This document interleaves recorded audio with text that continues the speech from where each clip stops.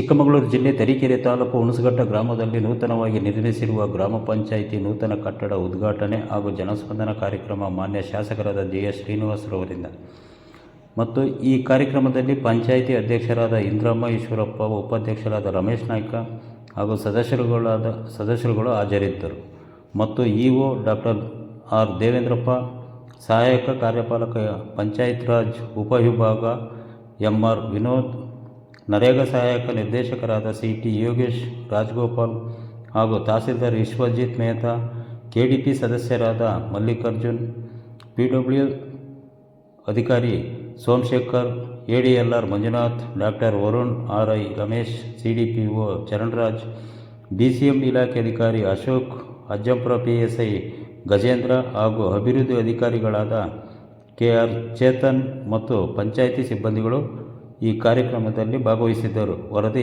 Karkuchi Krishnamurthy, SP7 news, Tarikere. ಇನ್ನು ಕೆಲವೇ ದಿನಗಳಲ್ಲಿ ಅವು ಕೂಡ ಉದ್ಘಾಟನೆಯಾಗಲಿದೆ. ಸೊ ಹಾಗಾಗಿ ನಮ್ಮ ತಾಲೂಕಿನಲ್ಲಿರ್ತಕ್ಕಂಥ ಪ್ರತಿಯೊಂದು ಗ್ರಾಮ ಪಂಚಾಯತಿ ಬಿಲ್ಡಿಂಗ್ಗಳು ಕೂಡ ಈಗೆಲ್ಲ ಹೊಸ ಕಟ್ಟಡಗಳೇ ನಿರ್ಮಾಣ ಆಗಿದ್ದಾವೆ.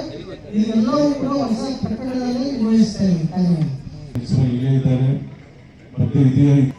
ನಾವು ದೂರಿ ಬಂದಾಗ ಈಗಾಗಲೇ ತಾಲೂಕು ಮಟ್ಟದಲ್ಲಿ ಕೂಡ ಓಟಿಗೆ ಮಾಡಿದ್ದೇವೆ.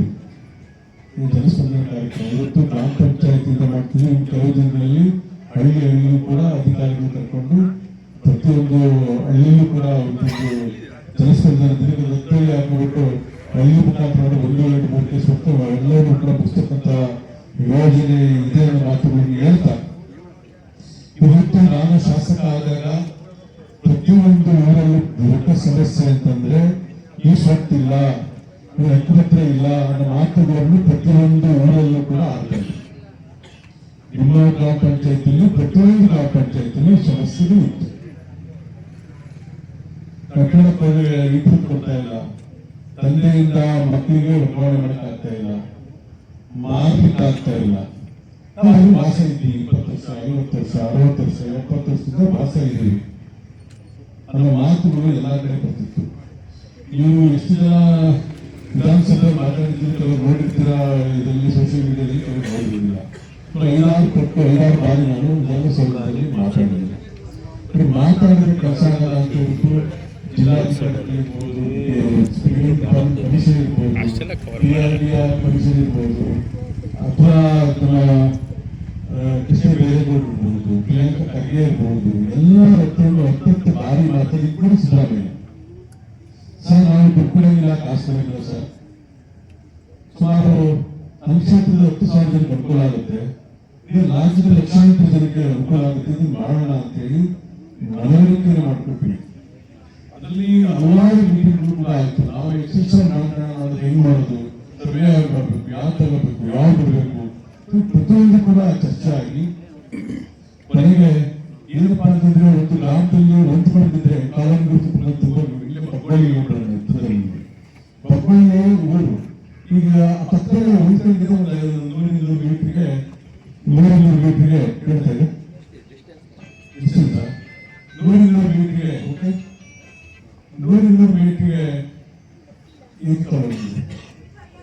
ಅವ್ರಿಗೆ ಯಾರಿಗೂ ಪತ್ರ ಇಲ್ಲ, ಯಾರಿಗೂ ಈ ಖಾತೆ ಇಲ್ಲ, ಈ ಸುತ್ತಿಲ್ಲ.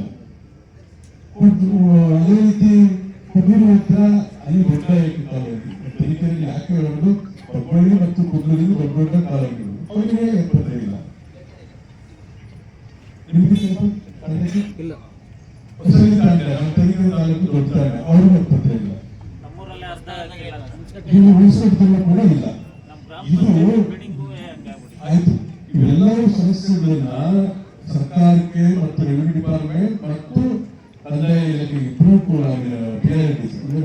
ಪಂಚಾಯತ್ ರಾಜ್ ಇಲಾಖೆಗೆ ಮಾತಾಡಿದ ನಂತರ ಒಂದು ಏನ್ ಶ್ರೀನಿವಾಸ ತಲೆ ತಿಂತಾನೆ ಮಾತಾಡಿದ್ರು. ಏನು ಹೇಳ್ತಾರೆ ಈಸೂರು ಅದೆಲ್ಲ ವಿಧಾನಸಭೆ ಮಾತಾಡ್ತಾರೆ, ಉತ್ತರ ಕೊಡಬೇಕು ಹಾಗೆ ಚರ್ಚೆಗಳು ಆಯಿತು. ಕೊನೆಗೆ ನಮ್ಮ ಜಿಲ್ಲಾಧಿಕಾರಿಗಳು ನಮ್ಮ ಸಿಇಒನ ಬೆಂಗಳೂರಿಗೆ 2 ಬಾರಿ ಕರೆದಿದ್ರು. ಇದು ವಿಚಾರವಾಗಿ ಏನ್ ತರೀಕೆರೆದು ಬರೀ ತಮಗೆ ವಿಧಾನಸೌಧ ಮಾತಾಡ್ತಾರೆ, ಗಮನ ಸೆಳೀತಾರೆ, ಮತ್ತೆ ಮಂತ್ರಿಗಳ ಹತ್ರ ಹೋಗ್ತಾರೆ, ಮುಖ್ಯಮಂತ್ರಿಗಳ ಹತ್ರ ಹೋಗ್ತಾರೆ, ಏನು ಅಂತಾನೆ ಕರೆದು ಕೇಳಿ ಮೀಟಿಂಗ್ ಮಾಡಿ ಎಲ್ಲ ನಡೆಸೋದು. ಅವೆಲ್ಲರ ಪ್ರಯತ್ನವಾಗಿ ಇವತ್ತು ನಮ್ಮ ತರೀಕೆರೆ ಕ್ಷೇತ್ರದಲ್ಲಿ ಮೊದಲಿಗೆ ನಿಮ್ಮ ಊರಲ್ಲಿ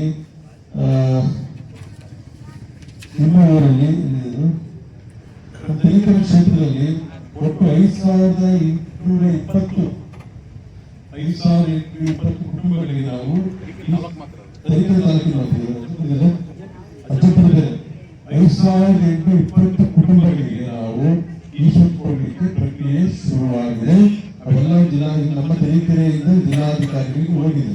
ಅದರ ಜೊತೆಗೆ ನಮ್ಮ ಅಜ್ಜಪುರದಲ್ಲಿ ಮುನ್ಸಿಪಾಲಿಟಿಯಲ್ಲಿ